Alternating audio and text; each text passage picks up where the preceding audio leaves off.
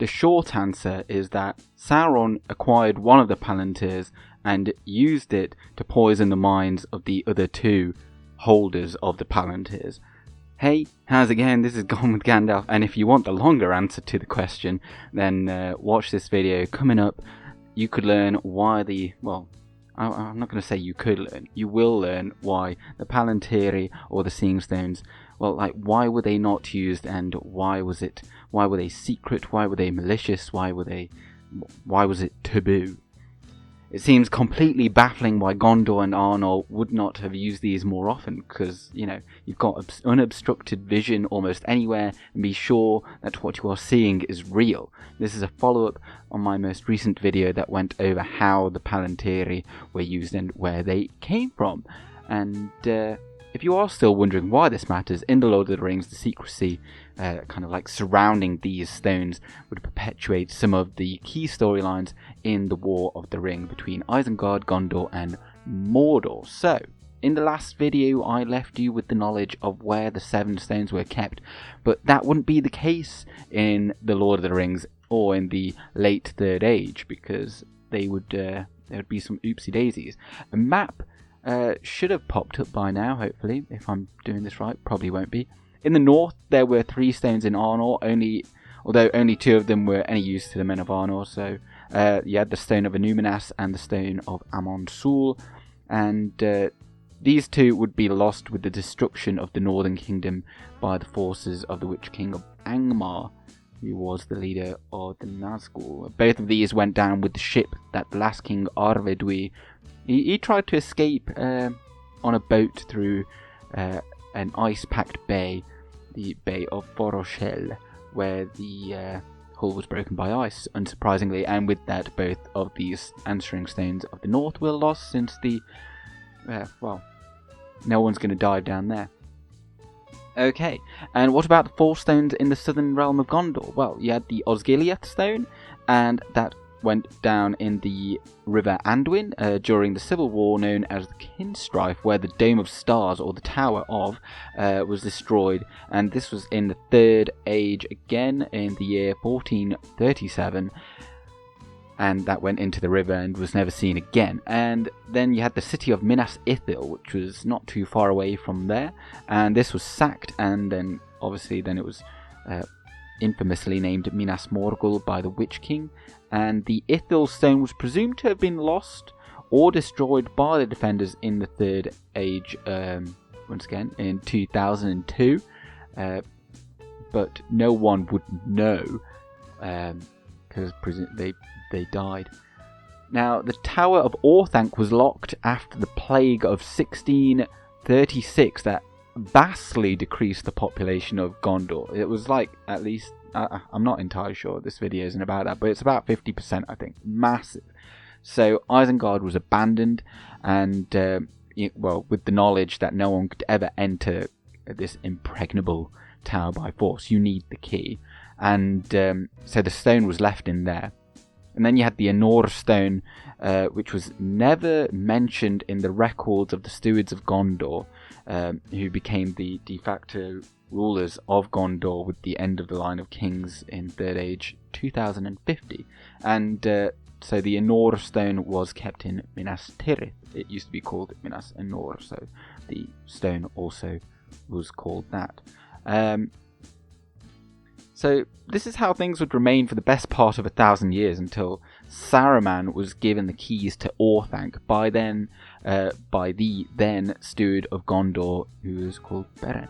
And Saruman, he liked to read books. We've kind of been over this in a couple of videos recently, but he no doubt suspected that the Palantir would be resting in the ancient holding, and he quite fancied that. He fancied fancy things.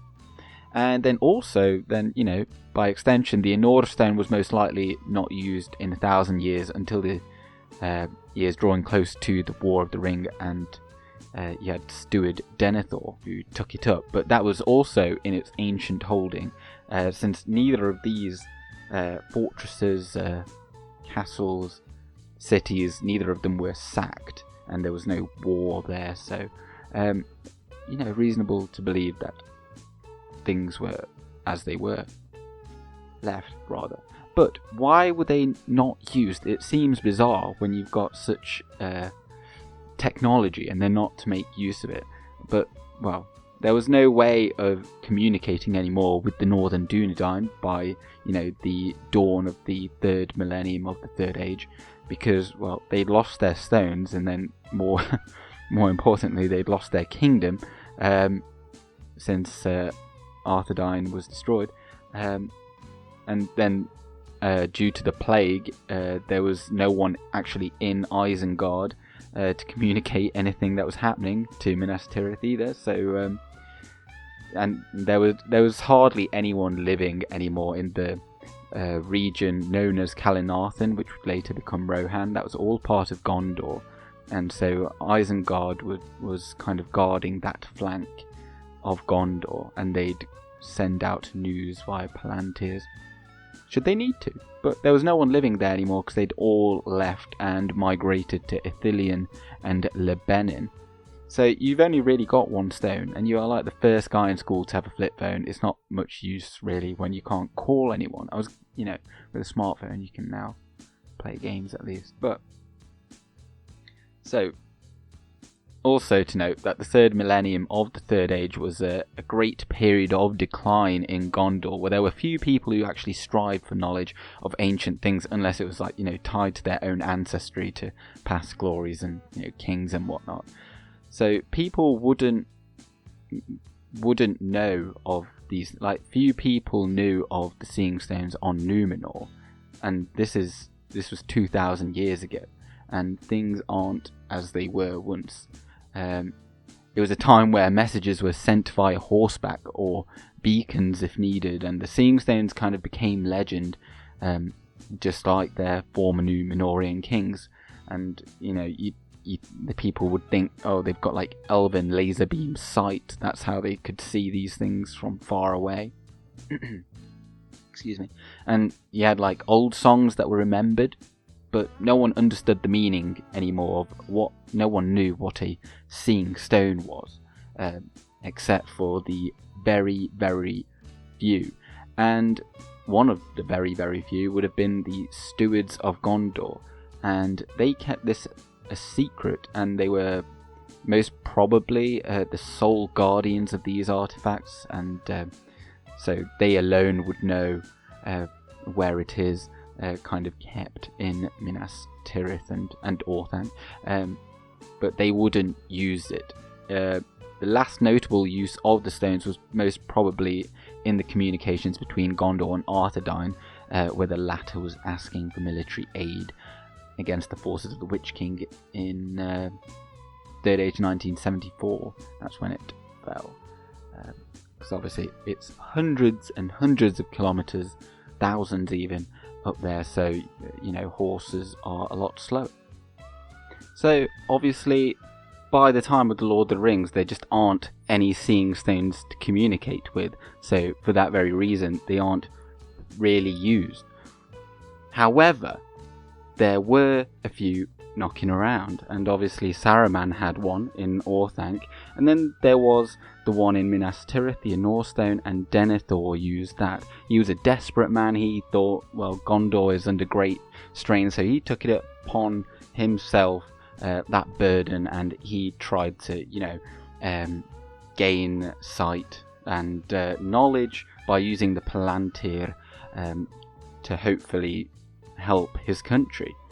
But by doing so, he opened up possible communications with someone else. And who would that be? Well, 1,000 years ago, his most trusted servant, the Witch King, took Minas Ithil, and he actually retrieved that stone. So the Minas Ithil, or the Ithil stone, was then relocated to Barad-dûr, and Sauron would use that. And because it was in accord with both the Orthanc Stone and the Anor Stone, he could actually communicate with those stones should anyone be on the other end.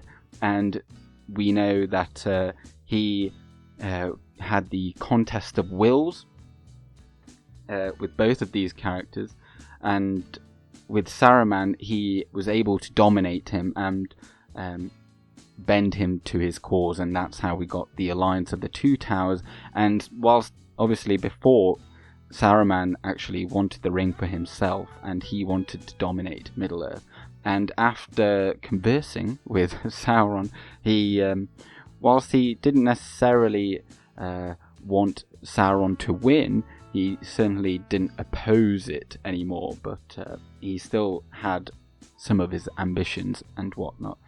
But then on the side of Denethor, he, as a Númenorian, or descendant of Númenor somewhat, and also having a hereditary position, he had the right to use the stone. And as in my previous video we went over how the stones are more amenable and more usable to those who have that right, so he had that advantage, and he was not succumbing to Sauron's will.